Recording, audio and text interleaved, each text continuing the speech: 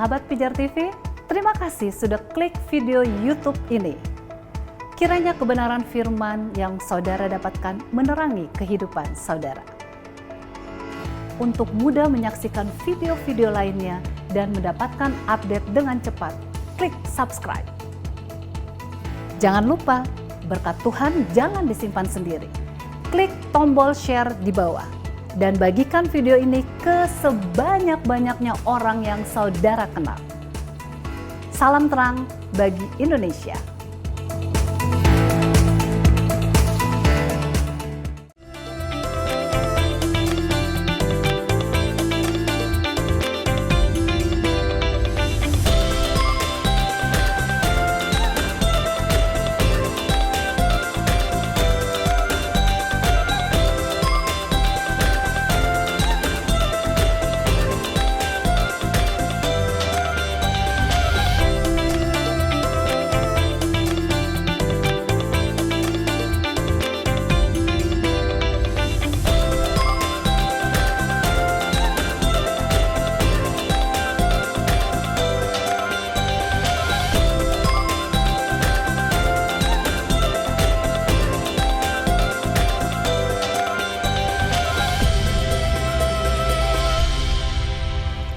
Shalom, salam sejahtera pemirsa Pijar TV dimanapun Anda berada.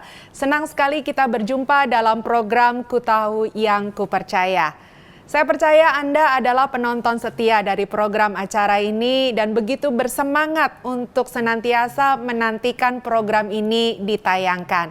Di tengah-tengah situasi yang tidak mengenakan yang sedang melanda di seluruh dunia oleh karena pandemi COVID-19, kami tetap berupaya untuk bisa menghadirkan program acara ini untuk memberkati Anda sekalian. Saya perlu menyampaikan bahwa hambanya Pendeta Ezra Soru merekam seluruh pengajarannya dalam episode-episode ini langsung dari Kupang, Nusa Tenggara Timur. Dan itu membuktikan betapa kami juga begitu antusias untuk hadir dengan pengajaran-pengajaran firman Tuhan yang mampu memberikan pertumbuhan bagi pemirsa sekalian. Nah, kita sedang membahas mengenai pengakuan iman rasuli. Pada kesempatan ini kita akan melihat kalimat yang berbunyi pada hari yang ketiga dia dibangkitkan atau dia dibangkitkan pada hari yang ketiga.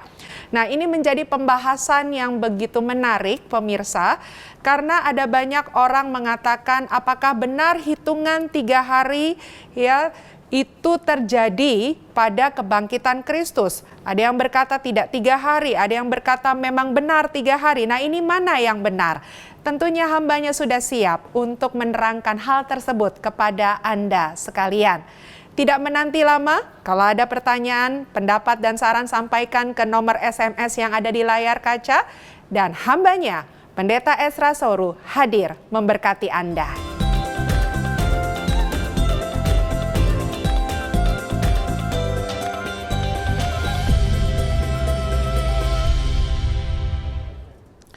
Shalom saudara-saudara yang kami kasih dalam Tuhan Yesus. Senang sekali bahwa hari ini kami boleh kembali menjumpai saudara-saudara dalam program Ku Tahu Yang Kupercaya. Dan selama beberapa episode yang telah lewat, kami sedang membahas soal pengakuan iman rasuli. Dan kami senang sekali bisa terus memberkati saudara lewat program-program kami. Nah, program kali ini itu diselenggarakan pada masa COVID-19 ini, pada saat semua harus stay at home, dan karenanya program ini diselenggarakan dari Kota Kupang NTT, dan karenanya juga kami melibatkan beberapa saudara dari daerah yang lain, dari provinsi yang lain di Indonesia, dan mereka mengikutinya dari aplikasi Zoom.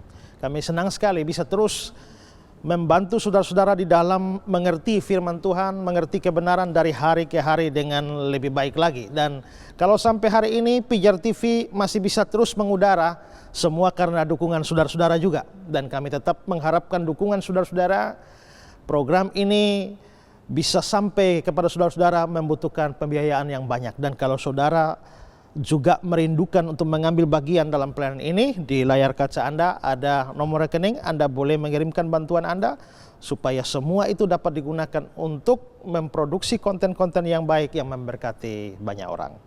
Nah, saudara-saudara, kita hari ini akan kembali melanjutkan pembahasan kita masih tentang pengakuan iman rasuli. Dan dalam episode-episode sebelumnya kita sudah bicara banyak hal. Aku percaya kepada Allah, Bapa yang Maha Kuasa, Khalik langit dan bumi, dan kepada Yesus Kristus, anaknya yang tunggal Tuhan kita, yang dikandung dari Roh Kudus, lahir dari anak darah Maria, yang menderita sengsara di bawah pemerintahan Pontius Pilatus, disalibkan, mati, dikuburkan, turun ke dalam kerajaan maut. Nah, itu yang sudah kita bahas. Dan dalam episode kali ini kita akan membahas kalimat selanjutnya dari pengakuan iman rasuli, yakni pada hari yang ketiga bangkit pula dari antara orang mati. Pada hari yang ketiga bangkit pula dari antara orang mati. Nah, saya ingin membahas atau membagi kalimat ini lagi menjadi dua, yakni pada hari yang ketiga dan bangkit pula dari antara orang mati. Kita akan mulai yang pertama, pada hari yang ketiga. Nah, pada hari yang ketiga ini kan konteksnya itu berhubungan dengan kebangkitan Yesus. Jadi Yesus itu yang mati dibangkitkan pada hari yang ketiga. Itu berdasarkan 1 Korintus 15 ayat 4. Bahwa ia telah dibangkitkan pada hari yang ketiga sesuai dengan kitab suci. Nah, sekalipun istilah pada hari yang ketiga ini banyak dipakai di dalam Alkitab ketika berbicara soal kebangkitan Kristus, tetapi ada istilah lain juga yang dipakai, bukan hanya pada hari yang ketiga. Ada juga istilah sesudah 3 hari. Misalnya yang ada dalam Markus pasal 8 ayat 31. Coba dibacakan Markus 8:31. Kemudian mulailah Yesus mengajarkan kepada mereka bahwa anak manusia harus menanggung banyak penderitaan dan ditolak oleh tua-tua, imam-imam kepala dan ahli-ahli Taurat, lalu dibunuh dan bangkit sesudah 3 hari. Sesudah 3 hari. Nah, tadi dikatakan pada hari yang ketiga. Sekarang sesudah 3 hari. Nah, coba Anda pikirkan, pada hari yang ketiga itu apakah sama dengan sesudah 3 hari? Ya, kalau saudara pergi misalnya ke Jakarta pada hari Senin. Kalau pergi ke Jakarta hari Senin, lalu pulang pada hari ketiga, pulang hari apa? Kalau pergi hari Senin ke Jakarta, pulang pada hari ketiga, hari apa? Hari Rabu. Hari Rabu. Betul ya? Ya. Kalau pulang sesudah 3 hari, hari apa? Hari Kamis. Kamis ya? Berarti hari ketiga dan sesudah 3 hari beda ya? Beda. Beda. Pergi ke Jakarta hari Senin, pulang hari ketiga hari Rabu. Pulang sesudah 3 hari, itu hari Kamis. Nah, dalam pengertian kita, itu berarti dalam pengertian kita, pada hari yang ketiga dan sesudah 3 hari itu beda. Jadi kalau Yesus mati hari Jumat, bangkit pada hari yang ketiga hari Minggu. Bangkit sesudah 3 hari? Hari Senin. Ya? Hari Senin. Senin mestinya. Tapi kenyataannya kan Yesus tidak bangkit pada hari Senin. Nah, maka di sini memang kita harus memahami bahwa istilah Alkitab ini agak membingungkan, dan kadang-kadang itu kalau dipikir seperti tadi, maka wah, orang langsung segera mengatakan wah, Alkitab salah. Ya. Karena dalam pikiran kita sesudah 3 hari itu adalah hari keempat. Oke, masih ada persoalan lain lagi, yakni Matius 12 ayat yang ke-40. Ya, Matius 12:40, coba dibaca.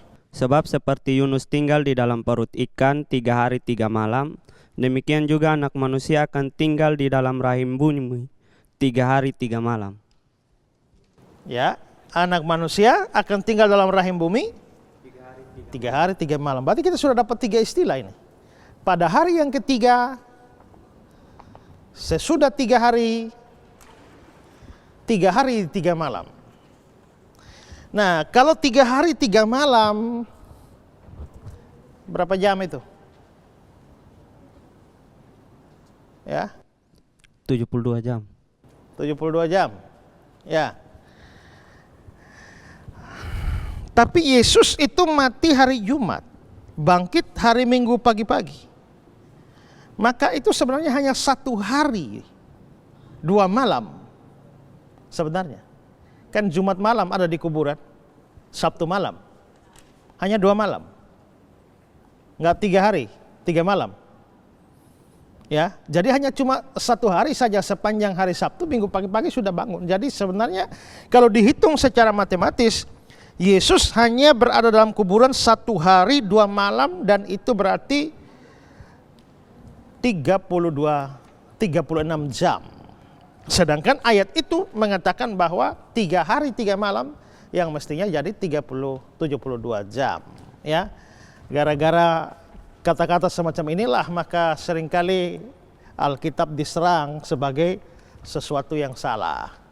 Misalnya Ahmad Didat pernah mengatakan demikian, Alkitab salah karena 3 hari 3 malam adalah 72 jam, ini hanya 1 hari 2 malam dan hanya 36 jam. Itu berarti bahwa Alkitabnya salah. Ya, itu tuduhan Didat seperti itu. Tapi kita tidak bisa secara terlalu tergesa-gesa menyalahkan Alkitab, karena pemikiran kita di sini pada zaman sekarang ini, cara memahami Alkitab yang benar itu adalah membawa pikiran kita dan berpikir bersama-sama orang pertama pada waktu di mana firman atau Alkitab dinyatakan kepada mereka. Karena mereka adalah orang-orang Yahudi, maka kita harus mencoba memahami bahasa mereka dengan pola pikir mereka. Itu baru kita bisa memahami teks-teks Alkitab. Kita tidak bisa memahami sebuah teks yang datang 2000 tahun yang lalu di Israel dengan pola pikir kita di Indonesia tahun 2020. Pasti nggak nyambung karena banyak hal. Tidak usahlah kita omong 2000-an tahun yang lalu dengan wilayah Israel. Kita sama-sama di Indonesia saja seringkali anak muda sekarang, generasi milenial, ngomong-ngomong sama opa-oma, itu kan tidak nyambung. Karena konteks sudah berbeda, ya, dunia sudah berbeda. Nah, karena itu maka kita coba memahami bagaimana cara orang Yahudi berpikir soal waktu. Mari kita perhatikan Ester pasal 4, ayat yang ke-16 sampai pasal 5 ayat 1. Pergilah, berkumpullah semua orang Yahudi yang terdapat di Susan dan berpuasa untuk aku. Janganlah makan dan janganlah minum 3 hari lamanya, baik waktu malam, baik waktu siang. Oke, sabar situ. Mereka puasa berapa lama? 3 hari lamanya, Terus? Baik, baik waktu malam, baik waktu siang. berarti puasanya berapa lama? Ya, 3 hari penuh. 3 hari 3 malam full. Ya, ini waktu puasa.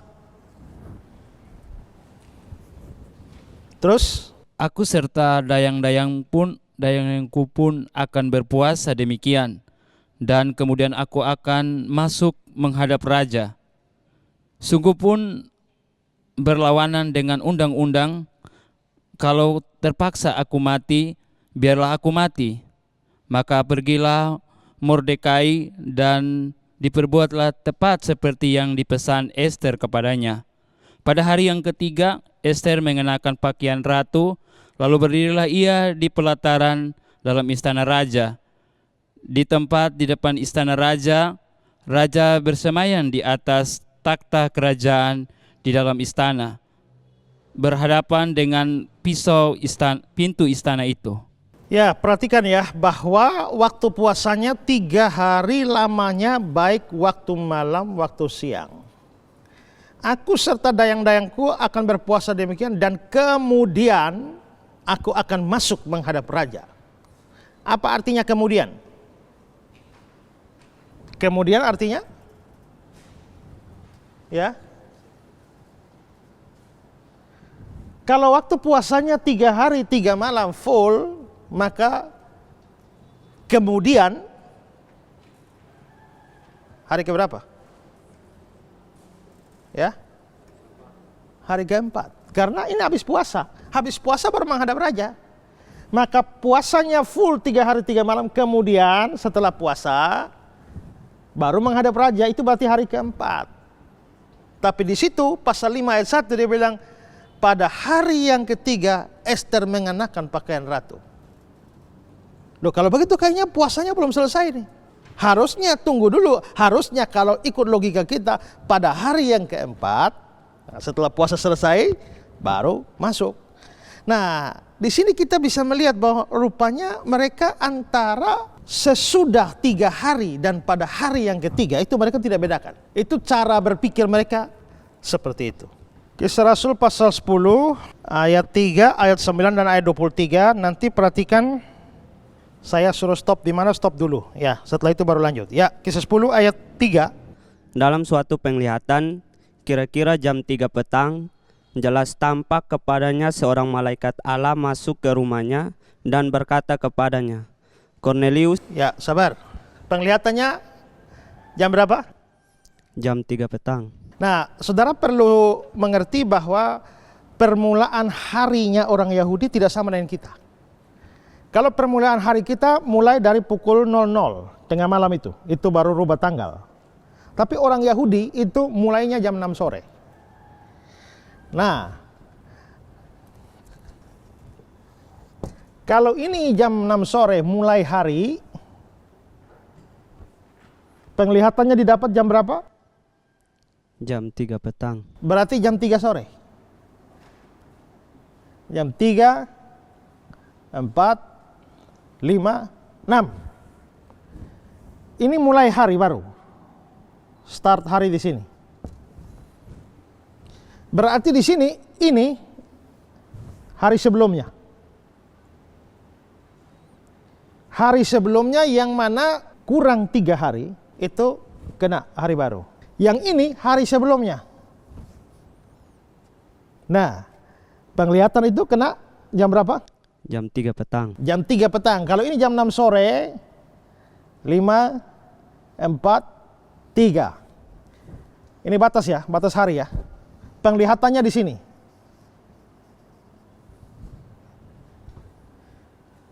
Ya. Terus baca ayatnya. Keesokan harinya, ketika ketiga orang itu berada dalam perjalanan dan sudah dekat kota Yope, kira-kira pukul 12 tengah hari, naiklah Petrus ke atas rumah untuk berdoa. Oke, perhatikan ayat 9 pertama, keesokan harinya. Berarti keesokan hari ini kan tadi di sini. Hari selesai di sini. Keesokan harinya adalah di sini.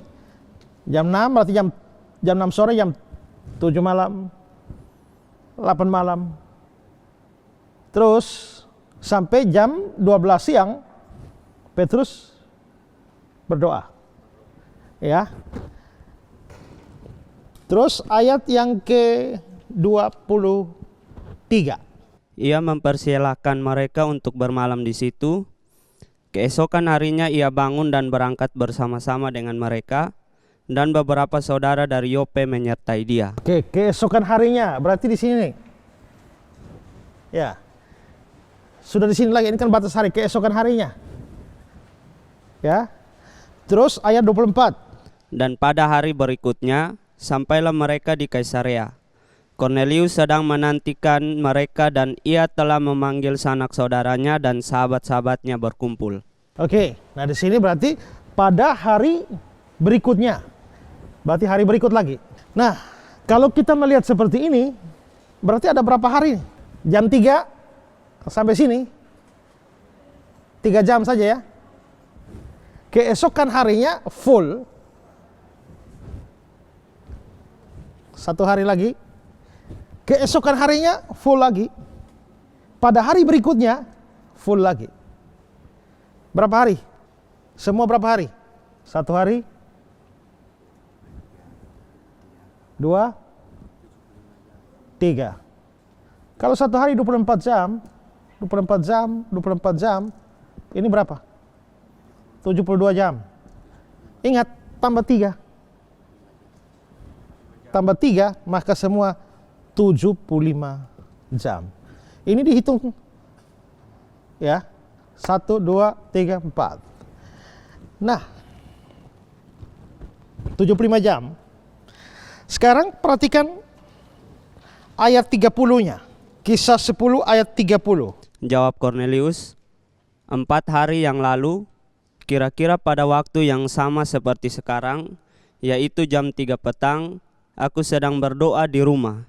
Tiba-tiba ada seorang berdiri di depanku, pakaiannya berkilau-kilau. Jawab Kornelius, 4 hari yang lalu, kan ini sudah ketemu nih. 4 hari yang lalu, berarti 1, 2, 3, 4. Pas jam 3 petang. Kalau ini 4 hari yang lalu, 1 full 24 jam, masuk akal. 2 full, 3 full, 4 dianggap 4 hari padahal hanya 3 jam. Berarti 3 jam pun mereka anggap hari, 1 hari. Padahal 1 hari itu 24 jam. Kalau yang ini dianggap hari, 24 jam, oke, kita juga sepakat. Tapi kalau hanya 3 hari, kok mereka anggap sebagai 3 jam, mereka anggap 1 hari. Maka dari situ kita bisa lihat bahwa ternyata memang pola pikir mereka itu, biarpun tidak full 24 jam, mereka tetap menyebutnya 1 hari. Mau 24 jam, 1 hari. Mau 12 jam, 1 hari. Mau sisa 3 jam, tetap 1 hari. Nah, itu cara hitung mereka. Sehingga mereka tidak menghitung hari dari jumlah jam. Ya, mereka bisa menghitungnya asal ada pergantian hari, mereka sudah menganggap itu sebagai 1 hari full. Sekalipun dalam kenyataannya tidak full.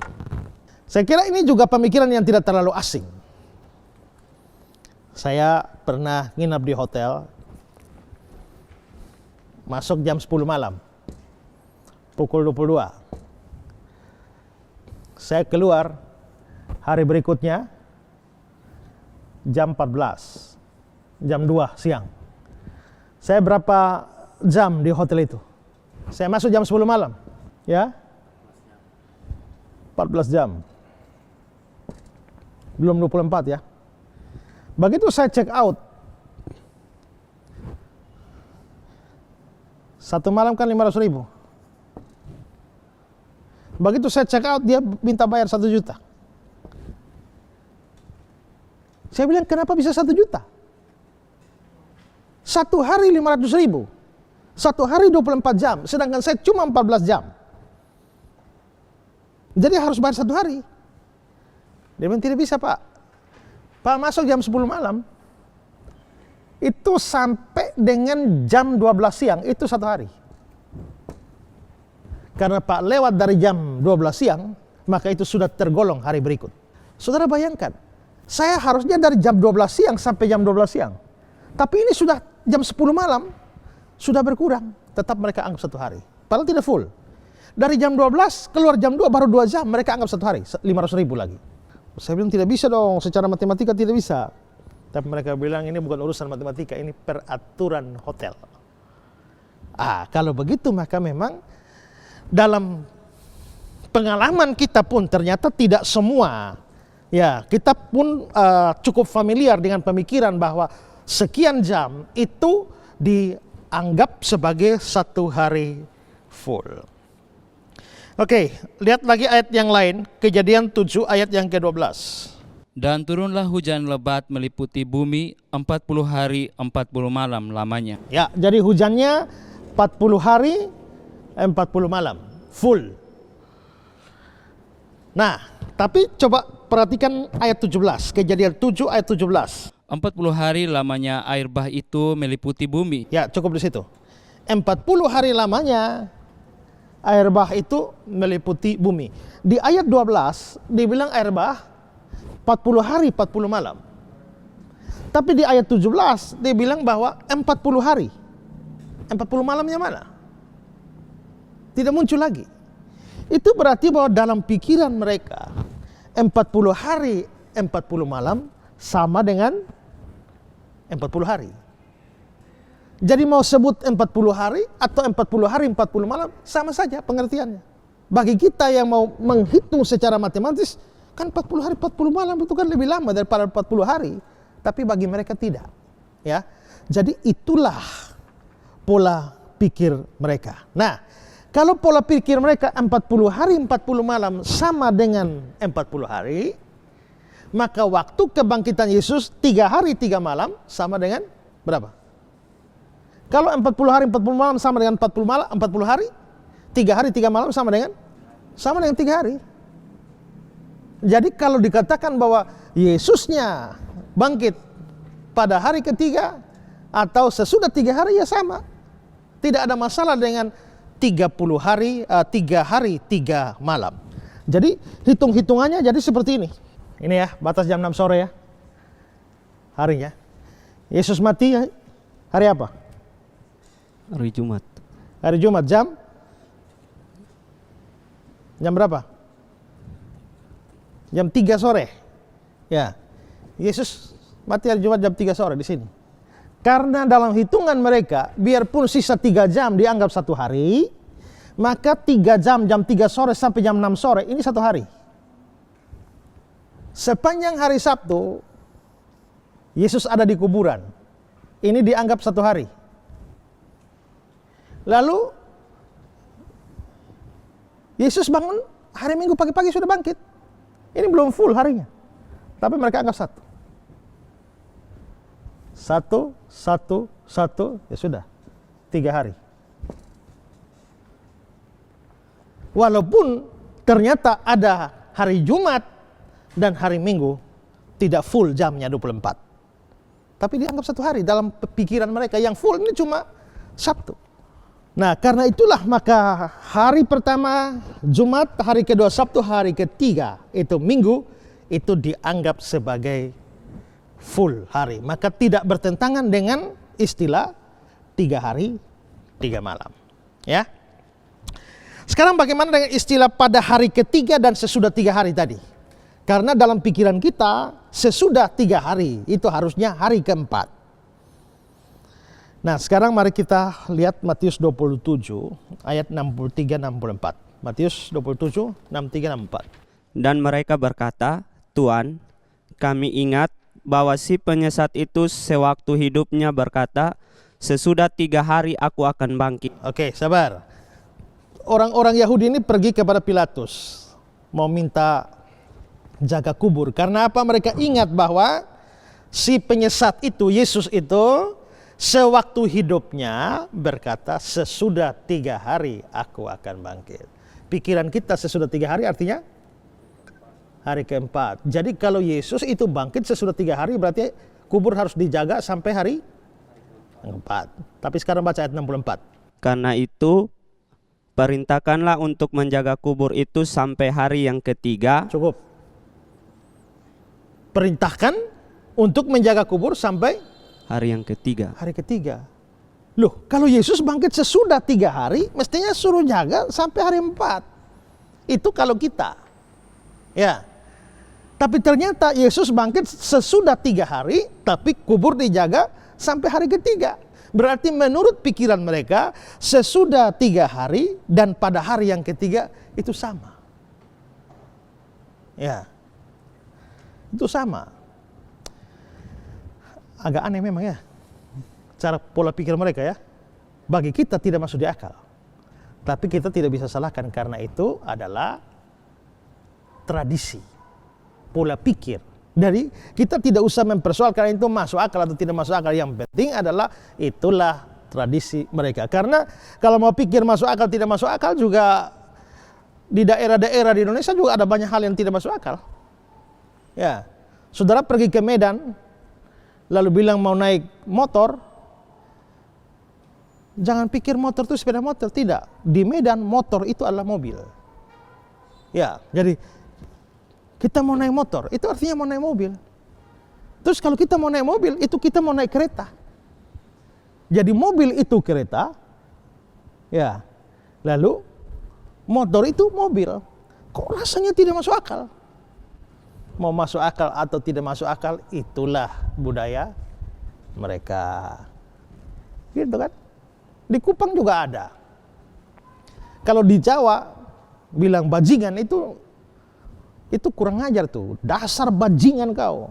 Tapi kalau di Kupang bajingan tuh hebat. Kalau ada orang main gitar bagus, pemain gitarnya bajingan.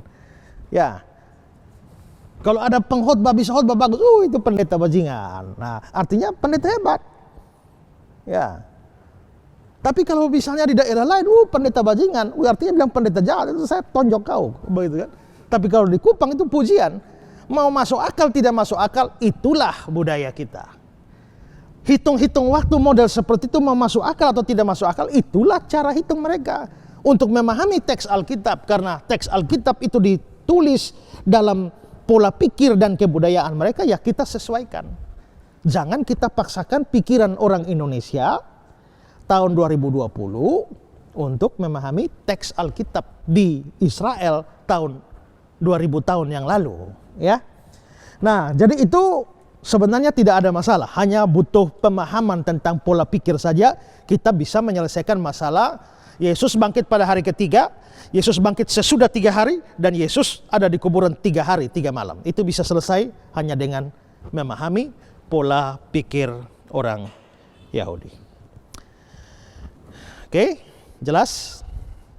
Ada pertanyaan? Halo Pak, boleh saya bertanya Pak? Oh ya Bu, ya silakan. Ya, saya Mea Kamelia dari Kota Makassar, Sulawesi Selatan. Pak Esra, Yesus itu bangkit atau dibangkitkan Pak? Tadi ayat yang kita baca, Yesus dibangkitkan ya. Pengakuan iman rasuli juga ya, Yesus Iya. disalibkan, mati, dikuburkan, turun ke dalam kerajaan maut, pada hari yang ketiga bangkit dari antara orang mati. Di situ disebut bangkit. Iya.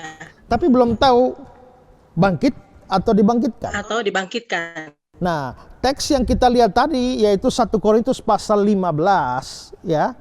Itu memang bilang dibangkitkan pada hari yang ketiga. Dan memang ada banyak ayat yang mengatakan Yesus dibangkitkan, misalnya Matius 16 ayat 21. Coba baca Matius 16 ayat 21.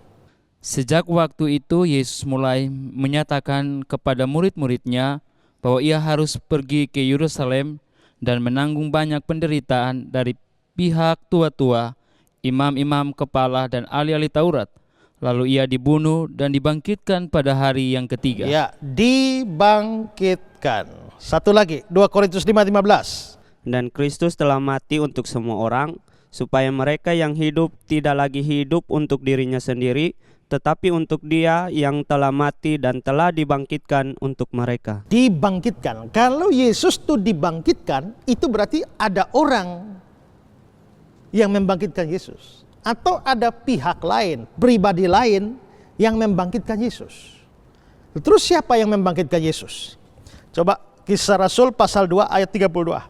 Yesus inilah yang dibangkitkan Allah, dan tentang hal itu kami semua adalah saksi. Yesus dibangkitkan Allah. Allah di sini Allah Bapa. Jadi Allah Bapa lah yang membangkitkan Yesus.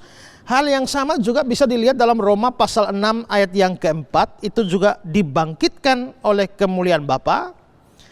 Coba yang paling jelas itu Galatia 1 ayat 1. Dari Paulus, seorang rasul, bukan karena manusia, juga bukan oleh karena seorang manusia, melainkan oleh Yesus Kristus dan Bapa dan Allah Bapa yang telah membangkitkan Dia dari antara orang mati. Ya, Allah Bapa yang telah membangkitkan Dia dari antara orang mati. Berarti siapa yang membangkitkan Yesus? Allah Bapa. Lalu sekarang lihat Roma 8 ayat 11. Dan jika roh Dia yang telah membangkitkan Yesus dari antara orang mati. Cukup di situ. Dan jika roh Dia yang telah membangkitkan Yesus, roh Allah yang membangkitkan Yesus. Maka Yesus dibangkitkan oleh Roh Kudus. Maka di sini kita bisa lihat ada dua pribadi, yaitu Bapa dan Roh Kudus yang membangkitkan Yesus. Nah, tapi kalau Yesus hanya dibangkitkan, apa istimewanya? Ya kan? Toh yang lain juga dibangkitkan. Apa istimewanya Yesus?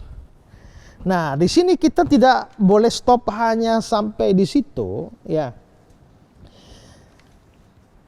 Kita juga harus melihat ayat yang lain. Coba perhatikan Yohanes 10, 17 dan 18. Bapa mengasihi aku, oleh karena aku memberikan nyawaku untuk menerimanya kembali. Jadi sabar ya.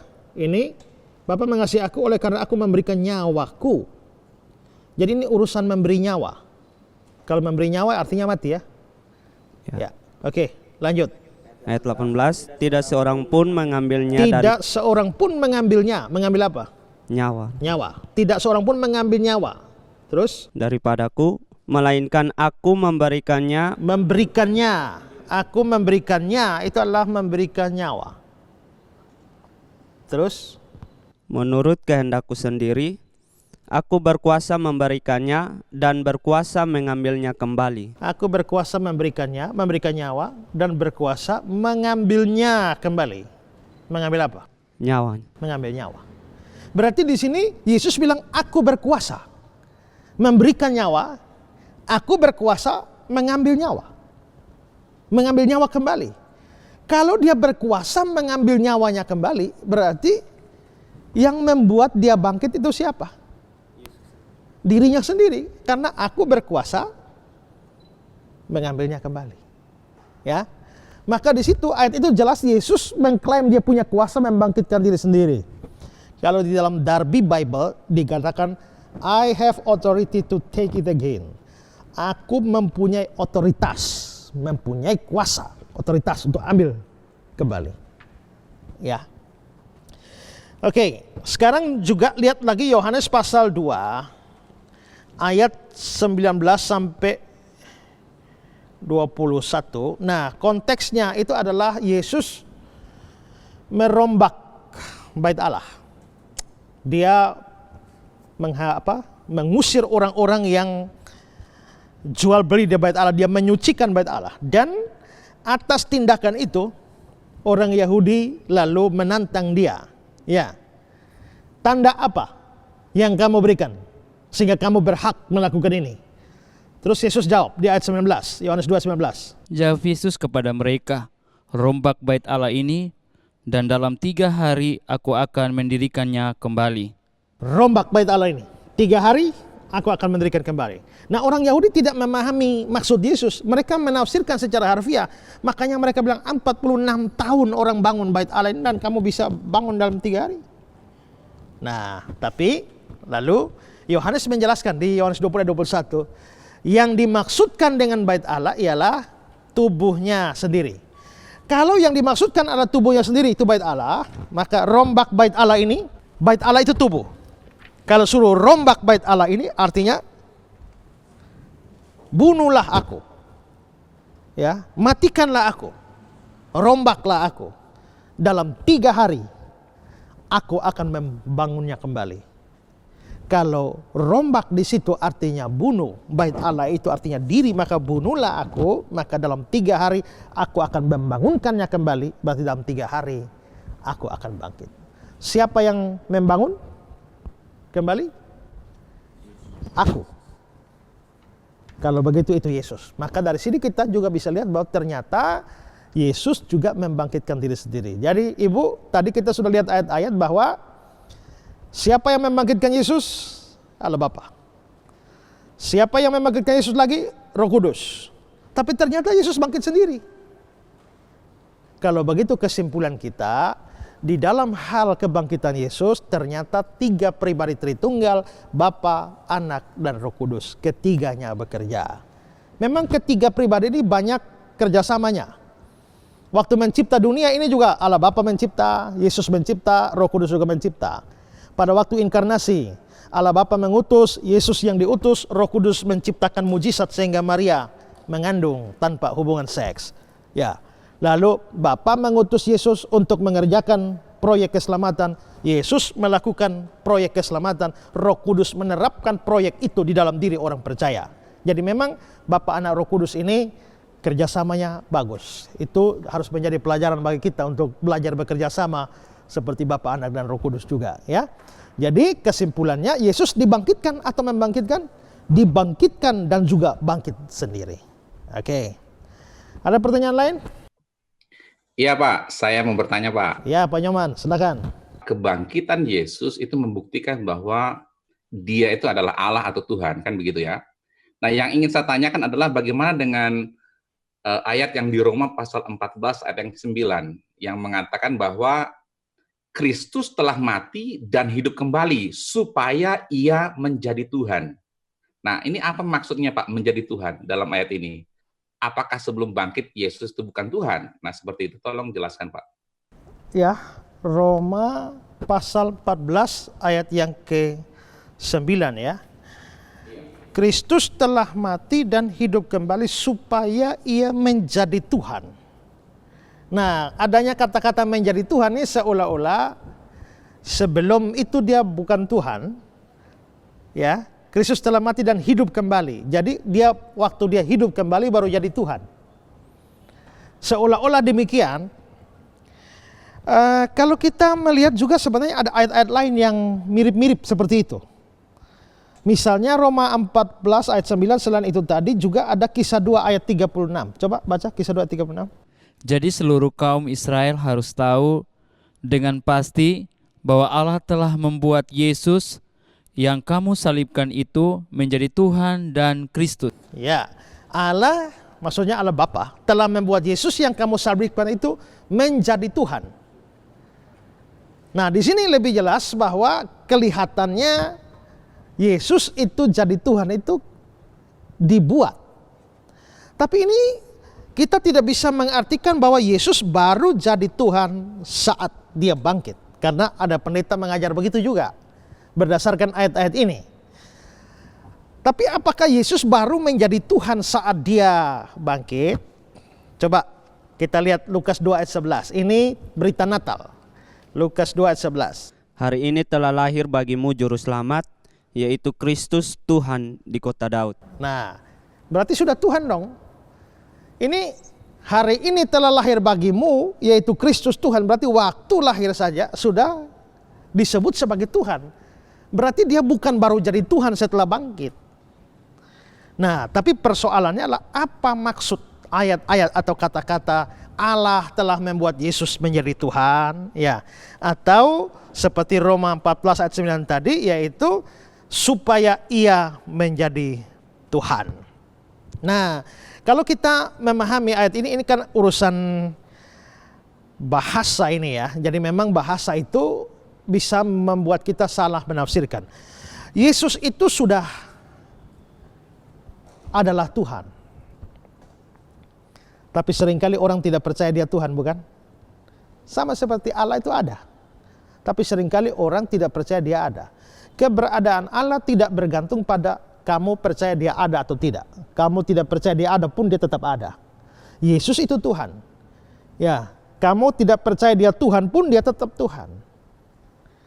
Tapi kalau kita lihat konteks dua ayat tadi, kelihatannya Yesus menjadi Tuhan itu setelah dia bangkit. Dia mati dan dia bangkit kembali dan menjadi Tuhan. Atau Allah Bapa telah membangkitkan Yesus, dia menjadi Tuhan. Kenapa? Maksudnya gini, orang konteksnya adalah orang Yahudi ini kan tidak percaya Yesus itu Tuhan. Dan juga tidak percaya Yesus Kristus, Mesias. Sekian lama Yesus berkhotbah, mereka tidak percaya dia Mesias. Bahkan mereka menolak kemesiasannya. Apalagi ketuhanannya.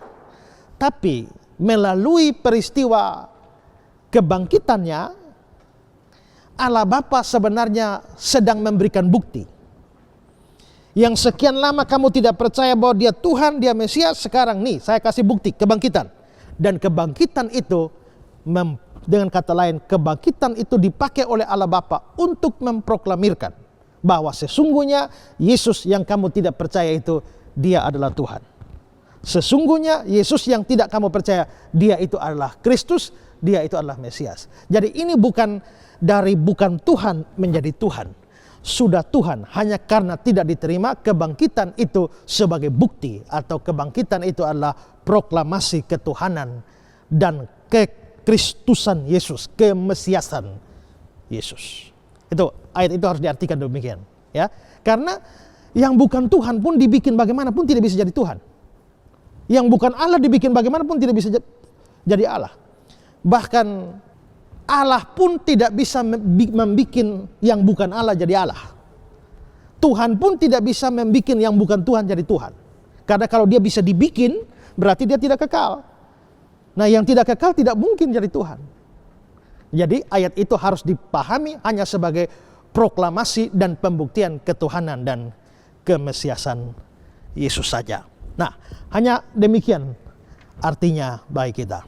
Nah, saudara-saudara pemirsa di rumah yang mengikuti program ini, senang sekali saudara bisa mengikuti terus belajar firman Tuhan bersama kami. Dan kalau saudara punya pertanyaan, ini di layar kaca Anda ada nomor yang bisa Anda kirimkan pertanyaan. Silakan SMS pertanyaan Anda. Dan sekali lagi saya mau berterima kasih kepada pemirsa sekalian, karena dukungan Anda lah yang membuat Pijar TV bisa terus mengudara sampai hari ini dan memberikan kepada saudara sekalian program-program pembinaan iman Kristen yang berkualitas. Nah, program-program ini membutuhkan biaya yang sangat banyak. Kalau saudara mau ambil bagian di dalam pelayanan Pijar TV, menjadi bagian dari Pijar TV untuk membawa terang bagi Indonesia, saudara boleh mengirimkan bantuan dana Anda. Di layar kaca ini ada nomor rekening. Silakan kirimkan bantuan Anda dan semua keuangan yang Anda berikan akan dipakai untuk membuat Indonesia makin terang dengan Injil Tuhan Yesus Kristus melalui pelayanan Pijar TV. Baik saudara-saudara, kita sudah menyelesaikan pembahasan soal kata-kata pada hari yang ketiga, ya. Dan sekarang kita akan melanjutkan dengan potongan kalimat selanjutnya, yakni bangkit dari antara orang mati. Jadi Yesus Kristus itu pada hari yang ketiga bangkit pula dari antara orang mati. Yesus bangkit itu adalah suatu peristiwa yang sangat penting sekali di dalam iman Kristen. Karena kalau dia tidak bangkit, maka seperti kata Paulus, sia-sialah kepercayaan kita, sia-sia pemberitaan kita, sia-sia iman kita. Tapi kita bersyukur bahwa Yesus bangkit. Dan kebangkitan Kristus ini bukan hanya sebuah cerita dongeng, tapi ini adalah sebuah peristiwa yang sungguh-sungguh terjadi. Dan pada kesempatan ini saya ingin mengajak kita untuk melihat apa saja yang menjadi bukti bahwa Yesus benar-benar bangkit. Bukti yang paling klasik atau yang paling tua itu adalah kubur kosong. Kita ingat, kita punya lagu ya. Kubur kosong membuktikan dia hidup. Jadi apa bukti bahwa Yesus hidup atau bangkit? Kubur kosong. Memang fakta kubur kosong ini kalau kita berpikir secara logis itu tidak otomatis langsung menjadi bukti kebangkitan Kristus. Karena kalau mayat Yesus dicuri pun kubur kosong. Sehingga kubur kosong itu masih memungkinkan beberapa alternatif yang terjadi. Makanya seorang namanya Wolfhard Pannenberg, teolog modern, dia mengatakan bahwa bukan kubur kosong yang menunjuk pada kebangkitan Kristus, tapi kebangkitan Kristuslah yang menunjuk pada kubur yang kosong. Nah, memang secara logis demikian, tetapi kalau kita berpikir seperti saya bilang tadi, berpikirlah sesuai dengan alam berpikir atau konteks pada dunia Alkitab. Maka kubur kosong harus menjadi bukti kebangkitan Kristus yang tak terbantahkan. Mengapa begitu? Karena kita juga ingat bahwa situasi pada waktu itu, kubur itu dijaga secara ketat oleh para prajurit Romawi. Itu ada di dalam Matius pasal 27 ayat 62 sampai 66. Di dalam teks itu, kisah itu, bahwa kubur Yesus dijaga sebaik-baiknya. Coba kita perhatikan Matius 27, 62 sampai 66. Coba dibacakan. Keesokan harinya, yaitu sesudah hari persiapan, datanglah imam-imam kepala dan orang-orang Farisi bersama-sama dengan Pilatus. Dan mereka berkata, "Tuan, kami ingat bahwa si penyesat itu sewaktu hidupnya berkata, 'Sesudah 3 hari aku akan bangkit.' Karena itu perintahkanlah untuk menjaga kubur itu sampai hari yang ketiga.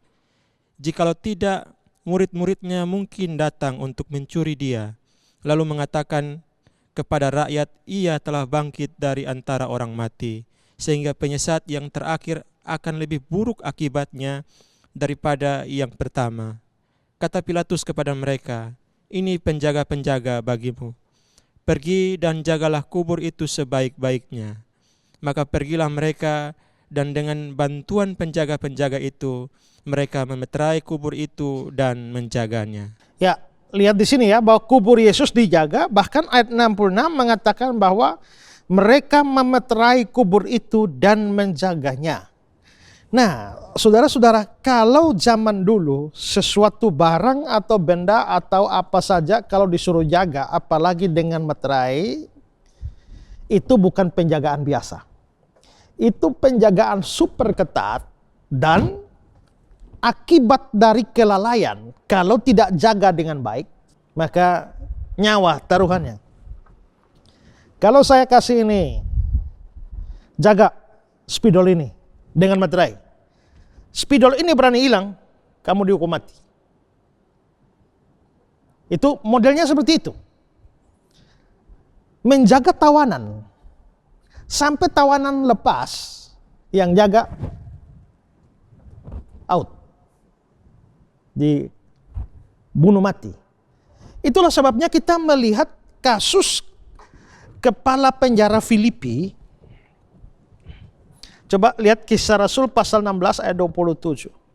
Ketika kepala penjara itu terjaga dari tidurnya dan melihat pintu-pintu penjara terbuka, ia menghunus pedangnya hendak membunuh diri, karena ia menyangka bahwa orang-orang hukuman itu telah melarikan diri. Nah, ini kan mujizat kan, pintu penjara terbuka.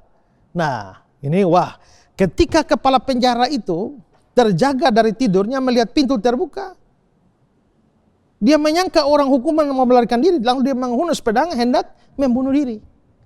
Loh, kenapa tahanan hilang kok dia mau bunuh diri? Karena kalau sampai tahanan hilang semua, dia pasti dibunuh. Daripada dibunuh lebih baik bunuh diri. Ya. Nah, jadi itu nyawa taruhannya.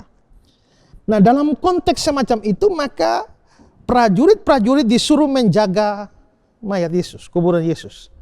Berani mayat Yesus hilang, kepala mereka juga hilang.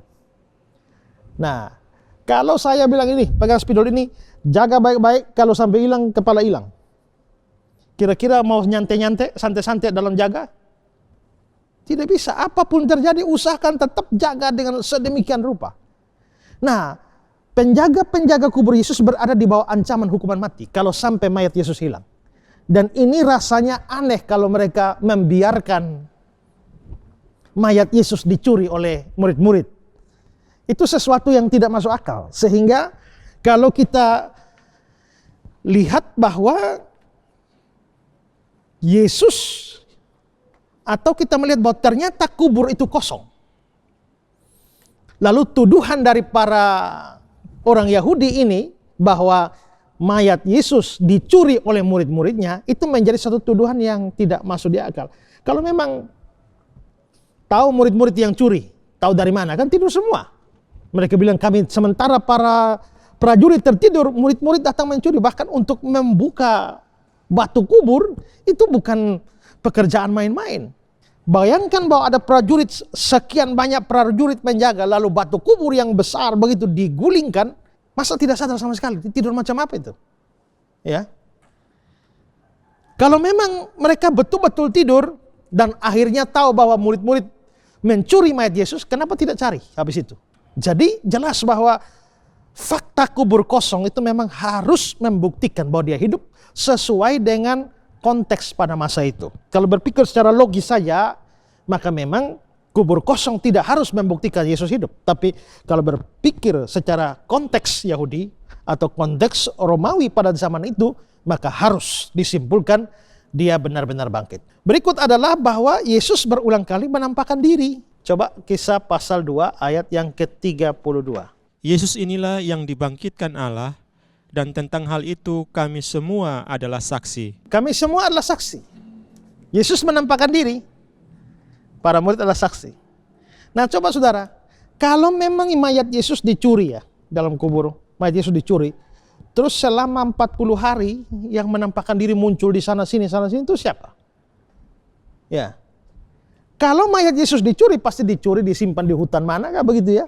Maka tidak bisa ada yang menampakkan diri. Tapi ini ada yang menampakkan diri, bahkan bukan hanya para murid ya, tapi banyak orang. Coba lihat 1 Korintus 15, 5-7. Bahwa ia telah menampakkan diri kepada Kefas dan kemudian kepada ke-12 muridnya. Sesudah itu ia menampakkan diri kepada lebih dari 500 saudara sekaligus. Kebanyakan dari mereka masih hidup sampai sekarang, tetapi beberapa di antaranya telah meninggal. Selanjutnya ia menampakkan diri kepada Yakobus, kemudian kepada semua rasul. Kalau Yesus tidak bangkit, mayatnya dicuri dan disembunyikan para rasul, terus yang nampak pada 500 saudara sekaligus itu siapa? Hantu kah? Ya. Untuk membuktikan bahwa itu bukan hantu, Yesus juga pernah makan, dia minta, ayo rabah. Jadi jelas bahwa Yesus memang benar-benar bangkit. Dari dua bukti kubur kosong dan fakta penampakan itu harus membuktikan bahwa dia benar-benar bangkit. Pemirsa di rumah, kalau saudara mempunyai pertanyaan sementara mendengar apa yang saya jelaskan, kalau muncul pertanyaan, saudara jangan ragu. Ada nomor di layar kaca Anda, silakan SMS ke sana. Pertanyaan-pertanyaan Anda akan dijawab oleh tim Pijar TV yang senantiasa melayani Anda. Dan juga bagi saudara-saudara yang mau terlibat bersama di dalam pelayanan Pijar TV untuk memberkati bangsa ini, saudara bisa ambil bagian dalam pelayanan ini dengan mengambil bagian di dalam pembiayaan pelayanan-pelayanan ini. Ada nomor rekening di layar kaca Anda. Silakan Anda boleh memberikan persembahan, berapapun persembahan Anda itu akan sangat berguna untuk memproduksi semua konten dari Pijar TV supaya terus mengudara dan jadi berkat bagi banyak orang. Nah, tadi kita sudah lihat ada dua bukti yang sudah saya berikan tentang kebangkitan Kristus, yakni kubur kosong dan penampakan. Tapi sepanjang sejarah itu ada begitu banyak keberatan yang diberikan terhadap kebangkitan Yesus. Teori yang paling tua yaitu mayat Yesus dicuri, dan saya kira itu yang ada di dalam Alkitab ya, bahwa mayat Yesus dicuri. Tapi kalau mayat Yesus dicuri itu ada beberapa masalah. Itu yang seperti saya bilang tadi, kalau mayat dicuri terus yang keluar-keluar menampakkan diri selama 40 hari siapa? Kedua, dari cara Alkitab bercerita tentang kisah kebangkitan tidak memungkinkan bahwa itu adalah sebuah pencurian. Coba perhatikan Yohanes 20 ayat 5-7. Ia menjenguk ke dalam dan melihat kain kafan terletak di tanah. Akan tetapi ia tidak masuk ke dalam. Maka datanglah Simon Petrus juga menyusul dia, dan masuk ke dalam kubur itu. Ia melihat kain kafan terletak di tanah. Sedang kain pelu yang tadinya ada di kepala Yesus tidak terletak dekat kain kafan itu, tetapi agak di samping di tempat yang lain dan sudah tergulung. Ya, rapi ya. Ada kain kafan yang dipakai, kain pelu itu. Dikatakan apa? Kain kafan terletak di tanah, kain pelu di kepala Yesus terletak dekat kain kafan, agak di samping tempat yang lain yang sudah tergulung. Ini kan karena orang Yahudi kubur itu kan tidak pakai peti kan. Ini lilit semuanya dengan kafan. Nah, sekarang pikirkan bahwa ternyata kuburnya kosong, kain kafannya terletak di situ, rapi, sudah tergulung. Masuk akal tidak bahwa mayat Yesus dicuri oleh murid-muridnya? Begitu, ini kan ada penjaga di luar semua nih. Begitu dapat mayat Yesus, mana yang akan dilakukan? Angkat semua, lari, nanti sampai sana baru buka, atau buka dulu pelan-pelan, gulung baik-baik, lipat baik-baik, baru lari. Kalau Pak mau mencuri di sebuah rumah, lihat TV, kulkas, angkat, pas mau lari, lihat, aduh, ada piring kotor, cuci dulu, ya kan? Nah itu namanya pencuri bodoh itu ya. Yang penting sekarang nih waktu singkat dan genting, angkat, lari, urusan kecil-kecil nanti. Tapi ternyata kita lihat kain peluh yang tadi ada di kepala Yesus tidak terletak dekat kain kafan, agak di samping dan sudah tergulung. Ini digulung rapi itu. Ini menunjukkan bahwa ini bukan gejala. Kalau ada polisi meneliti di situ, maka dia bilang ini gejala yang ada di ruang itu tidak bisa diartikan sebagai sebuah pencurian. Ini kelihatannya orang yang keluar dari sana santai. Lepas dulu, ya, gulung dia baik-baik, taruh di samping sini, baru permisi, ya, pergi kan. Itu kesannya seperti itu, tidak kesan pencurian. Jadi karena itu maka tudingan bahwa mayat Yesus dicuri itu adalah tudingan yang ngomong kosong. Ya, di samping meterai penjaga kubur yang sudah saya berikan tadi ya. Lalu ada juga keberatan yang mengatakan bahwa Yesus itu tidak mati, tapi hanya pingsan saja. Karena Yesus itu pingsan, maka selama 3 hari kena udara kubur yang sejuk, maka dia siuman. Tapi itu teori pingsan ini lahir dari orang yang tidak memahami tradisi pencambukan dan penyaliban. Kalau urusan menyalibkan orang dan memastikan orang mati ini prajurit Roma jagonya kok. Hari-hari mereka sudah urus salib orang. Ingat, Yesus itu bukan satu-satunya orang yang disalib. Sebelum Yesus sudah ada ribuan orang disalib. Setelah Yesus ada ribuan orang disalib. Orang Roma pernah menyalibkan orang itu tiap 2 meter satu tiang.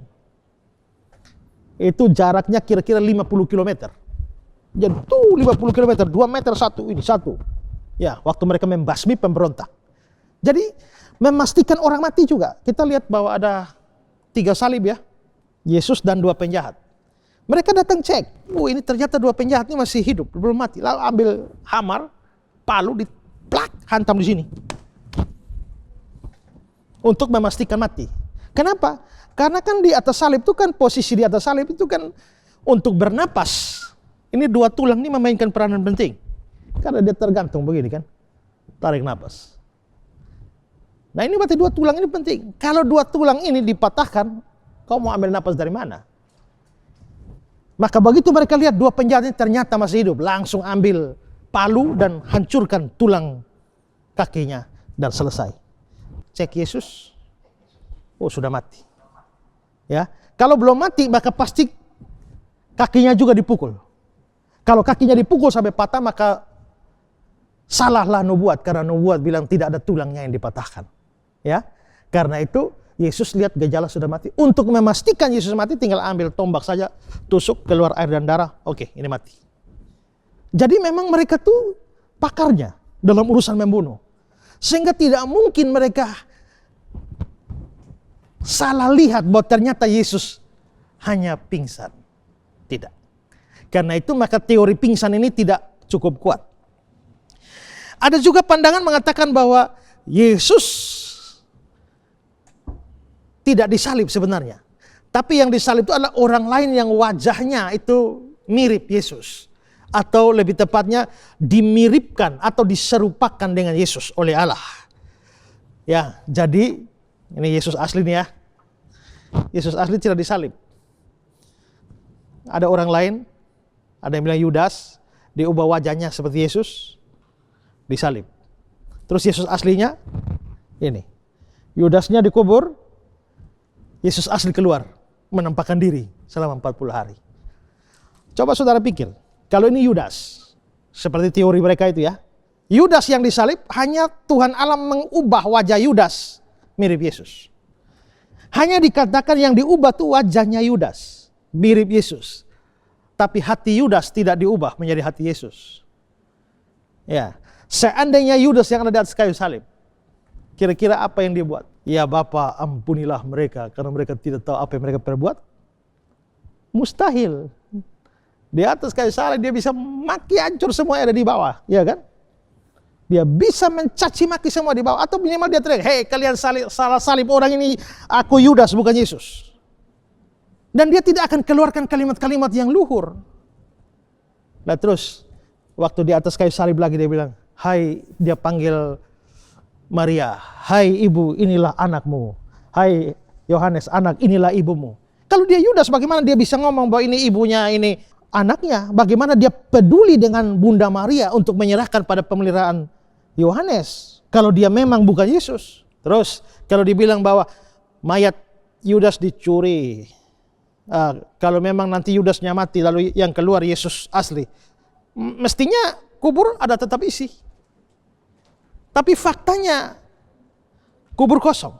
Apakah mereka mau bilang bahwa mayat Yudas juga dicuri? Jadi semua teori ini tetap tidak bisa membantah kebangkitan. Ada yang mengatakan bahwa itu adalah halusinasi. Ini teori halusinasi. Halusinasi ini seperti misalnya mamamu meninggal. Setelah 3 hari di belakang rumah ada pohon pisang, kau lihat di sana ada mama. Nah, itu namanya halusinasi. Ya.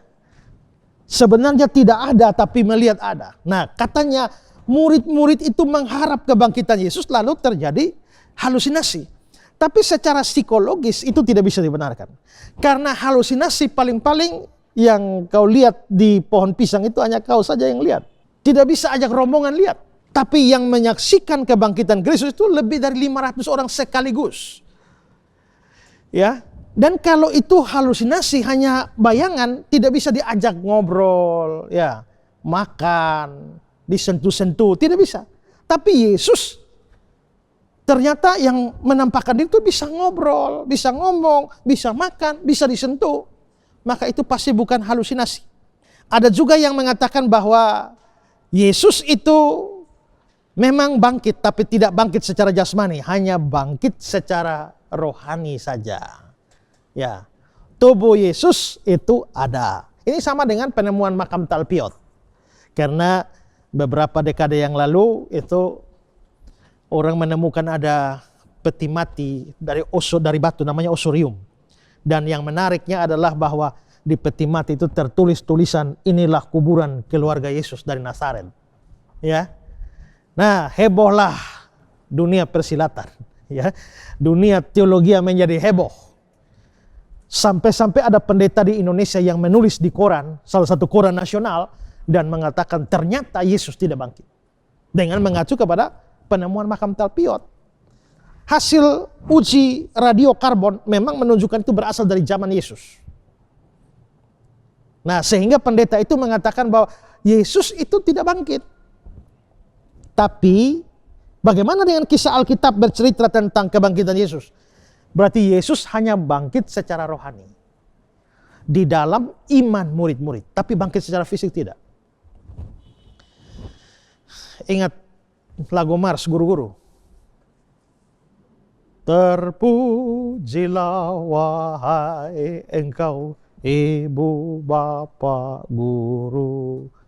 Namamu akan selalu hidup dalam sanubariku. Namamu selalu hidup. Hidup di mana?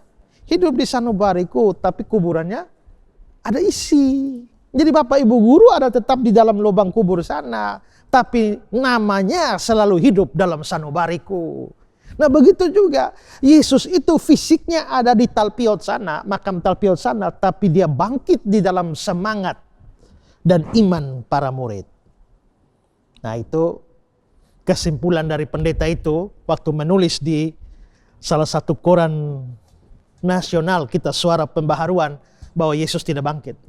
Tapi saudara, ini jelas sesuatu yang kalau memang itu kebangkitan rohani, seperti Bapak Ibu guru tadi, Bapak Ibu guru hidup di dalam sanubari, tapi kuburnya ada, isinya ada. Masalahnya kubur Yesus ini kosong. Terus Bapak Ibu guru hidup dalam sanubari, tapi Bapak Ibu guru tidak muncul-muncul selama 40 hari kan? Menampakkan diri di orang-orang. Masalahnya Yesus menampakkan diri. Ini bangkit secara rohani bagaimana? Kalau secara rohani bangkit berarti tidak bisa sentuh, hanya rohnya saja. Tapi kita bisa lihat bahwa mereka sempat memeluk kakinya. Dia ngomong sama Thomas, ayo taruh jarimu. Berarti dia bisa disentuh. Kalau dia bisa disentuh, tidak mungkin ini hanya kebangkitan rohani. Maka ini jelas adalah sebuah kebangkitan fisik.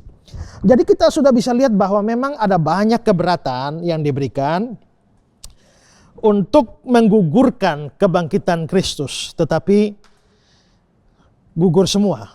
Saya sampai ingat salah satu kalimat dari mantan dosen saya di Malang. Dia bilang, untuk membuktikan bahwa Yesus adalah lebih sukar untuk membuktikan bahwa Yesus tidak bangkit daripada membuktikan bahwa dia bangkit. Kalau ngomong bangkit, kita punya banyak bukti. Tapi kalau mau membuktikan dia tidak bangkit itu sukar.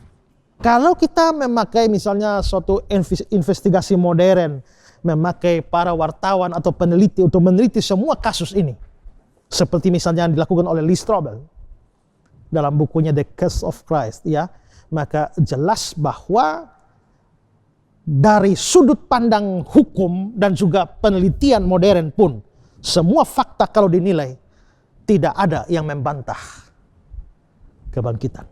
Maka kita bersyukur bahwa kebangkitan menjadikan kekristenan sebenarnya istimewa. Nggak ada tokoh agama manapun yang bangkit dari antara orang mati.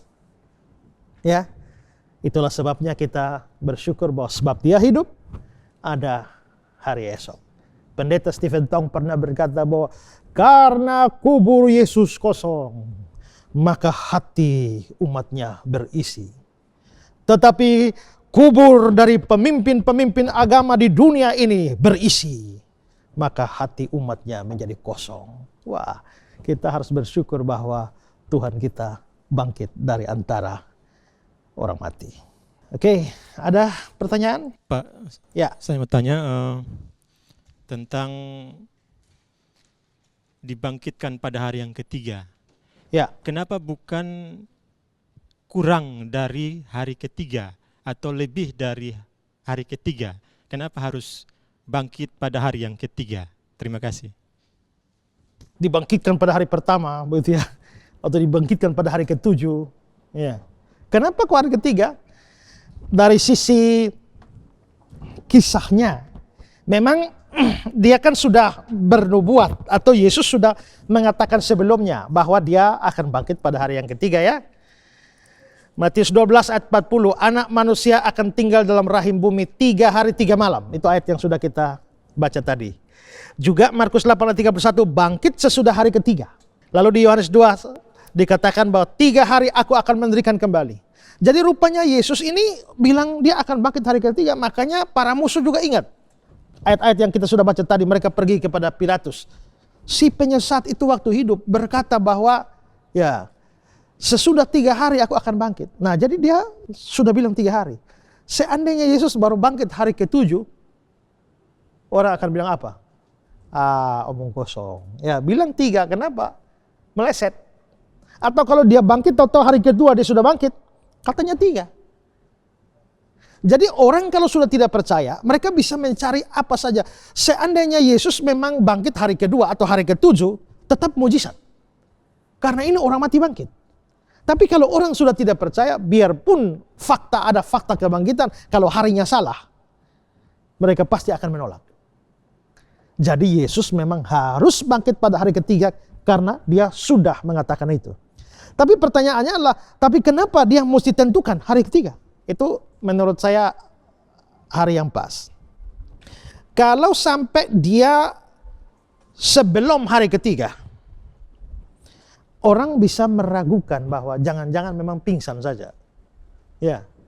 Tapi ini 3 hari, itu untuk membuktikan bahwa dia betul-betul sudah mati. Jadi tidak boleh kurang dari itu.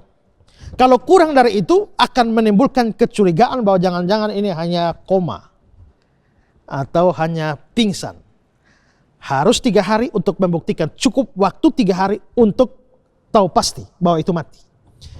Tapi kenapa tidak boleh lebih dari 3 hari? Karena lebih dari 3 hari, ini kan mereka, kalau kita pakai petikan bisa, ya, orang Yahudi kan pakai rempah-rempah. Lewat dari 3 hari, maka rempah-rempah itu tidak akan bertahan. Ini bukan sistem muminya Mesir. Kalau muminya Mesir ribuan tahun pun tubuh bisa awet. Tapi ini hanya rempah-rempah biasa, bukan untuk mumifikasi. Maka lebih dari 3 hari itu akan membuat tubuh Yesus hancur. Dan itu akan bertentangan dengan firman. Ya, coba Kisah pasal 2 ayat 31. Karena itu ia telah melihat ke depan dan telah berbicara tentang kebangkitan Mesias, ketika ia mengatakan bahwa dia tidak ditinggalkan di dalam dunia orang mati, dan bahwa dagingnya tidak mengalami kebinasaan. Ya, ini kutipan kata-kata Daud. Karena maksudnya karena Daud telah melihat ke depan dan berbicara tentang kebangkitan Mesias, Kristus. Ketika ia mengatakan, jadi kutipan kata-kata Daud bahwa dia tidak ditinggalkan di dalam dunia orang mati, dagingnya tidak mengalami kebinasaan. Kata kebinasaan itu sebenarnya adalah pembusukan. Jadi dagingnya tidak mengalami pembusukan. Kalau lewat dari 3 hari akan membusuk. Jadi sebelum 3 hari, tidak bisa sebelum 3 hari untuk memastikan kematian. Tidak boleh lebih dari 3 hari untuk mencegah terjadinya pembusukan. Jadi 3 hari itu memang adalah suatu penentuan waktu yang sudah tepat. Oke, ada lagi? Masih ada, Pak. Ya. Pak Esra, menurut Lukas 24 ayat 46 bilang begini. Katanya kepada mereka, Mesias harus menderita dan bangkit pada hari yang ketiga. Tuhan Yesus mengutip hal itu dari ayat mana, Bapak? Terima kasih. Ya. Coba cari, saudara baca di Perjanjian Lama nggak dapat kata-kata seperti itu. Ini dijadikan alasan atau dasar dari seorang mualaf, ya, untuk bikin sayembara. Siapa bisa kasih tahu di ayat mana tadi? Lukas 24? Lukas 24 ayat 46. Ya, siapa yang bisa menemukan ayat itu di Perjanjian Lama dikutip dari mana, dia kasih BMW 1. Ya. Dan memang kalau memang mau cari ayat itu, ada tertulis demikian. Berarti kan mesti ada kan? Mesias harus menderita dan bangkit dari antara orang mati pada hari yang ketiga. Saudara cari satu ayat di Perjanjian Lama, begitu tidak dapat. Tapi kita harus memahami begini dulu. Pada waktu Perjanjian Baru mengutip Perjanjian Lama, itu tidak selamanya mengutip secara langsung. Kadang-kadang idenya saja diambil, dibahasakan dengan bahasa sendiri. Kadang-kadang terjadi begitu. Kadang-kadang penulis Perjanjian Baru terbiasa untuk menggabungkan. Misalnya ini, dia bisa ambil sebagian kalimat dari ayat ini, dimasukkan ke sini, sebagian kalimat sini dimasukkan begini, lalu digabungnya jadi satu kalimat. Itu ciri pengutipan ayat-ayat Perjanjian Lama di dalam Perjanjian Baru. Kadang-kadang full, ya, secara eksplisit bisa, tapi kadang-kadang bisa diambil dari 2, bahkan ada kadang-kadang lebih ayat. Lalu diambil, tapi formula kalimatnya selalu berkata, sebab ada tertulis, atau demikianlah yang telah dinubuatkan. Tapi untuk kalimat itu diambil dari macam-macam. Saya beri contoh ya, Matius 21 ayat 13. Dan berkata kepada mereka, ada tertulis, rumahku akan disebut rumah doa, tetapi kamu menjadikannya sarang penyamun. Ini kata Yesus. Ada tertulis, rumahku akan disebut rumah doa, kamu menjadikan sarang penyamun. Saudara cari ini kalimat satu seperti ini di Perjanjian Lama tidak dapat. Kenapa? Karena rupanya waktu Yesus mengatakan begitu, sebab ada tertulis, rumahku akan disebut rumah doa, tapi kamu ambil dari sarang penyamun. Rumahku akan disebut sebagai rumah doa, Yesus kutip dari ayat ini. Tapi akan dijadikan sarang penyamun, dia kutip dari ayat lain. Ya. Nah, rumahku akan disebut rumah doa, itu dia kutip dari Yesaya 56 ayat 7. Ya. Sebab rumahku akan disebut rumah doa bagi segala bangsa. Tapi kamu menjadikannya menjadi sarang penyamun, dia ambil dari Yeremia 7 ayat 11. Jadi di sini Yesaya 56, ya. Lalu ini Yeremia pasal 7. Yesus ambil sebagian kalimat dari sini, sebagian kalimat dari sini, lalu dia satukan dan dia bilang sebab ada tertulis. Nah itu ciri. Contoh lain juga bisa dari Roma pasal 11 ayat 8.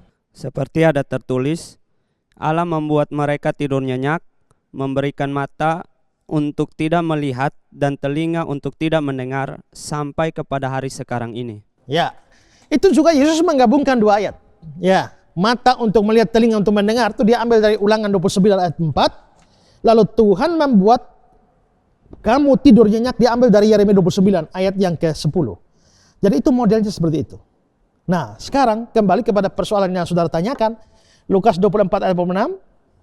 Ada tertulis demikian, Mesias harus menderita bangkit dari antara orang mati pada hari yang ketiga. Nah, sebenarnya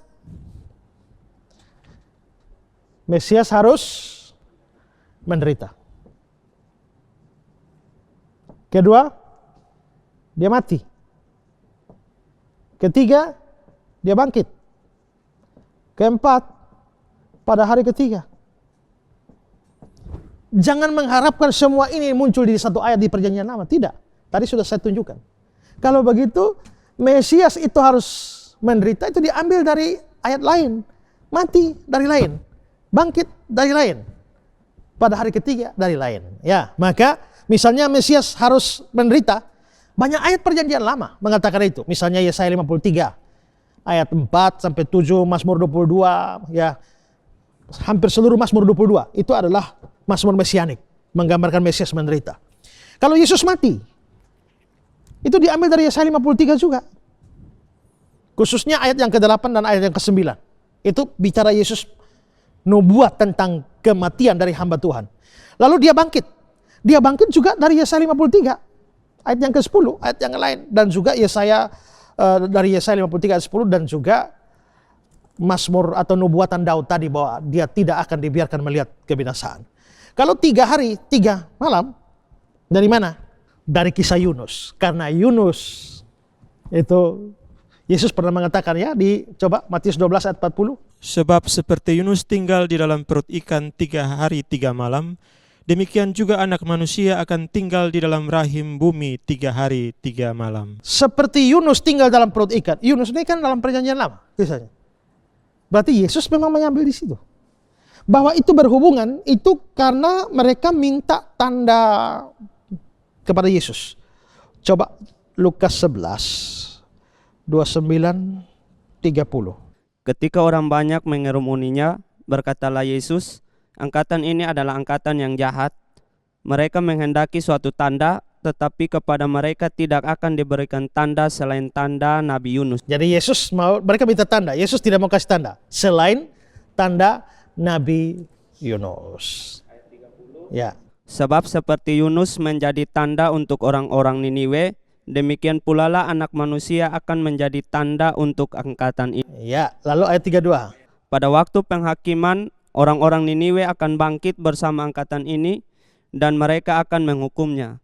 Sebab orang-orang Niniwe itu bertobat waktu mereka mendengar pemberitaan Yunus, dan sesungguhnya yang ada di sini lebih daripada Yunus. Ya, dari semua itu jelas bahwa itu diambil dari Yunus.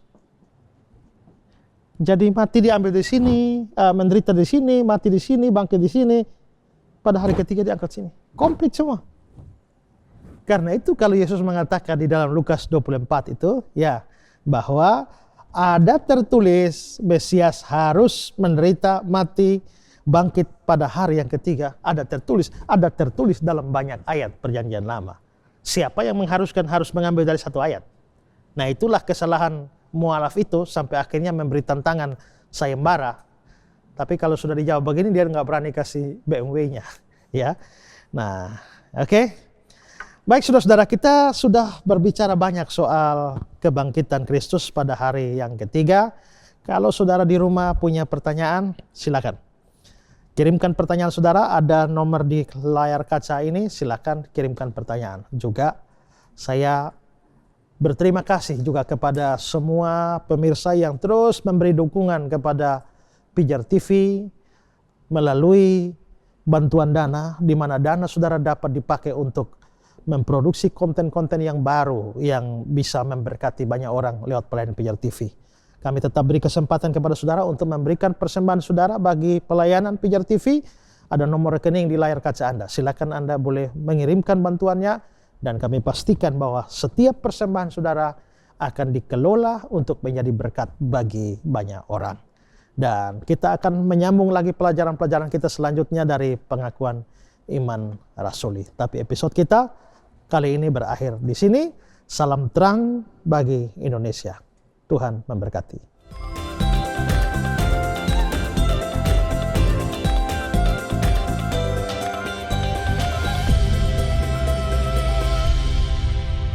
Saya bisa membayangkan semangat Anda ketika Anda selesai mendengar pembahasan dari Pendeta Ezra Soru. Mungkin Anda berkata, baru ini saya memahami apa yang dimaksudkan dengan bangkit pada hari yang ketiga. Untuk itu tetap setia dalam program Ku Tahu Yang Ku Percaya, karena masih banyak lagi pembahasan-pembahasan yang akan memberkati Anda sekalian.